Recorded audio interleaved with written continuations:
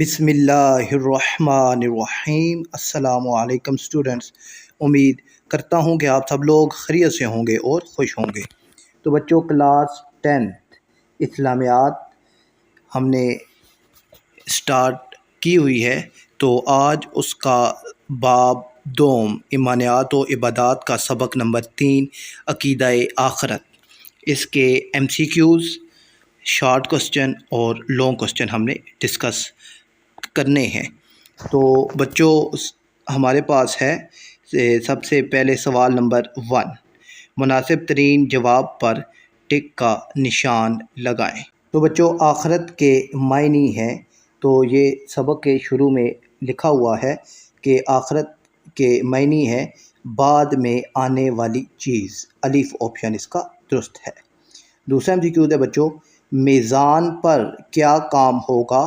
تو میزان پر نامہ اعمال تولے جائیں گے، جیم آپشن اس کا درست ہے۔ اور تھرڈ ہے بچوں، کس عقیدے میں مرنے کے بعد دوبارہ جی اٹھنے کا ذکر ہے؟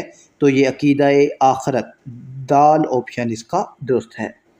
اور فورتھ ہے بچوں، نبی کریم صلی اللہ علیہ وآلہ وسلم قیامت کے دن مقام محمود پر فائز ہوں گے اور آپ صلی اللہ علیہ وآلہ وسلم شفاعت فرمائیں گے، تو جیم آپشن ہے بچوں اس کا، اپنے پیارے امتیوں کی شفاعت فرمائیں گے، ٹھیک ہے۔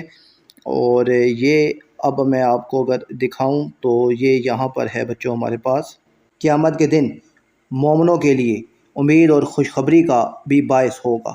آپ صلی اللہ علیہ وآلہ وسلم قیامت کے دن مقام محمود پر فائز ہوں گے، یعنی آپ صلی اللہ علیہ وآلہ وسلم حق کے شفاعت عظمیٰ استعمال فرمائیں گے۔ روز قیامت صرف آپ صلی اللہ علیہ وآلہ وسلم ہی کو شفاعت کرنے کا اختیار ہوگا۔ تمام گناہ گار آپ صلی اللہ علیہ وآلہ وسلم کی شفاعت کے منتظر ہوں گے اور اللہ تعالیٰ گناہ گار امتیوں کے حق میں آپ صلی اللہ علیہ وآلہ وسلم کی شفاعت قبول کرے گا۔ تو گناہ گار جو امتی ہیں ان کی شفاعت قبول فرمائے گا۔ تو یہاں پر ہمارے پاس جو درست آپشن ہے وہ ہے جیم، اپنے پیارے امتیوں کی، ٹھیک ہے۔ اور ففتھ آپشن ہے کہ موت کے بعد سے قیامت تک کا درمیانی عرصہ، تو موت کے بعد قیامت تک کا درمیانی عرصہ جو ہے وہ عالم برزخ، بے آپشن اس کا درست ہے، ٹھیک ہے، کہلاتا ہے۔ اور 6 ہے بچوں، قیامت کے دن گناہ گار مسلمان امتیوں کی نظریں سب سے زیادہ کس چیز کی طرف ہوں گی؟ تو اس کا جواب ہے جیم، نبی کریم صلی اللہ علیہ وآلہ وسلم کی شفاعت کی طرف ہوں گی۔ اور 7 ہے بچوں، دنیا میں عقیدہ آخرت پر ایمان پختہ ہونے سے انسان بچ جاتا ہے، تو اس کا جواب ہے جیم، برے اعمال سے بچ جاتا ہے۔ اور اب ہے بچوں ہمارے پاس سوال نمبر 2، ٹھیک ہے، اور اس کا ہے پارٹ 1، عقیدہ آخرت کا مفہوم واضح کریں۔ تو عقیدہ آخرت کا مفہوم جو ہے بچوں جہاں سے سبق سٹارٹ ہوتا ہے یہاں پر موجود ہے، ٹھیک ہے، کہ آخرت کے معنی ہے بعد میں آنے والی چیز۔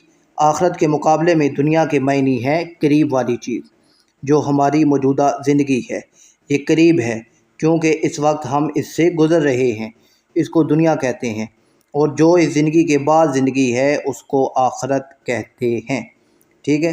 اور آپ ساتھ یہ بھی آگے مینشن لکھ سکتے ہیں کہ عقیدہ آخرت اسلام کے بنیادی عقائد میں شامل اہم عقیدہ ہے جس پر ہر مسلمان کو ایمان اور پختہ یقین رکھنا چاہیے، ٹھیک ہے۔ تو یہ سوال نمبر جو ہے شارٹ 1 اس کا جواب ہے۔ اور پھر ہے دوسرا بچوں ہمارے پاس کہ عقیدہ آخرت کے بارے میں قرآن مجید کی ایک آیت اور اس کا ترجمہ لکھیں۔ تو عقیدہ آخرت کے بارے میں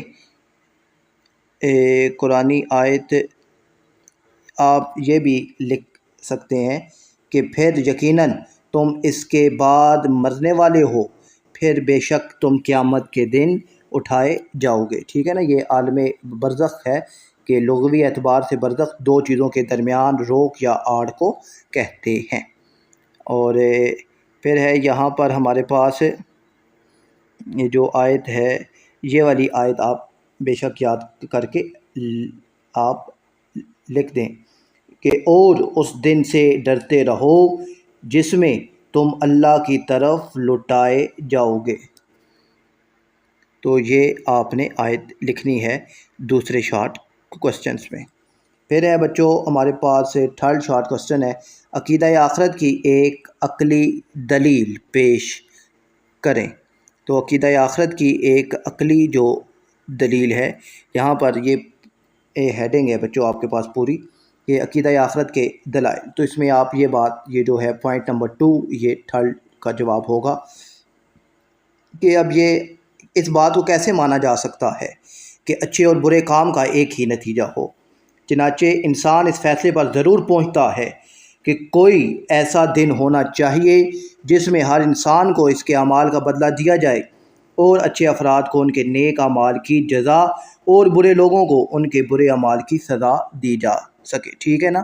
اب ایک بندہ اچھے کام کرتا ہے اور ایک برے کام کرتا ہے تو دونوں برابر نہیں ہو سکتے۔ ٹھیک ہے؟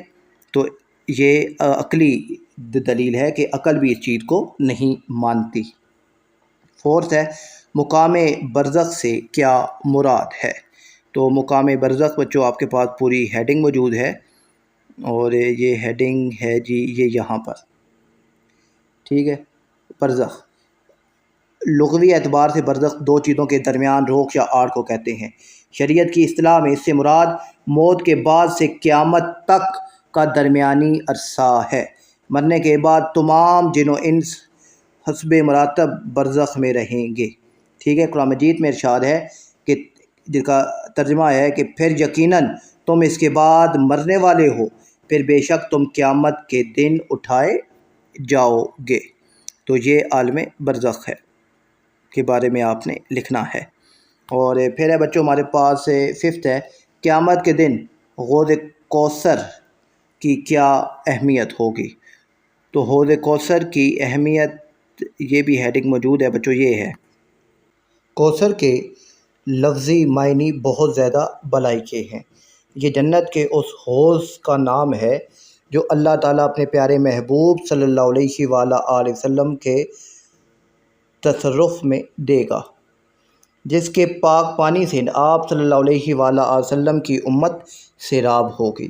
احادیث میں مذکور ہے کہ نہر کوثر اصل میں جنت میں ہے، جس کی دو نالیوں سے حوض کوثر میں پانی آتا رہے گا۔ حوض کوثر قیامت کے میدان میں ہوگا۔ تصور کیا جائے کہ قیامت کے اس گرمی اور نفسا نفسی کے عالم میں حوض کوثر کی کیا اہمیت ہوگی؟ تو اب یہاں سے آپ نے اس کا جواب لکھنا ہے کہ نبی کریم صلی اللہ علیہ وسلم اس حوض کے وسط میں تشریف فرما ہوں گے اور اپنی امت کو حوض کوثر سے جام بھر بھر کر پلاتے جائیں گے۔ حوض کوثر پر نبی اکرم صلی اللہ علیہ وسلم کی امت جنت میں داخل ہونے سے قبل پانی پیے گی۔ جو اس حوض کا پانی ایک بار پی لے گا اسے پھر کبھی پیاس نہیں لگے گی۔ حوض کوثر کا پانی دودھ سے زیادہ سفید، شہد سے زیادہ میٹھا ہوگا اور اس کی تہ کی مٹی مشک سے زیادہ خوشبودار ہوگی۔ ٹھیک ہے بچوں؟ تو یہ اس کا جواب ہے۔ اور پھر ہے جی ہمارے پاس 6 ہے کہ نبی کریم صلی اللہ علیہ وآلہ وسلم کے مقام محمود پر فائز ہونے سے کیا مراد ہے؟ تو نبی کریم صلی اللہ علیہ وآلہ وسلم کے مقام محمود پر فائز ہونے سے کیا مراد ہے؟ تو یہ ہے کہ قیامت کے دن مومنوں کے لیے امید اور خوشخبری کا بھی باعث ہوگا۔ آپ صلی اللہ علیہ وآلہ وسلم قیامت کے دن مقام محمود پر فائز ہوں گے، یعنی آپ صلی اللہ علیہ وسلم حق کے شفاعت عظمیٰ استعمال فرمائیں گے۔ تو یہ مقام محمود پر فائز ہونے کا مطلب ہے یا کیا مراد ہے۔ پھر 7 ہے بچوں آپ کے پاس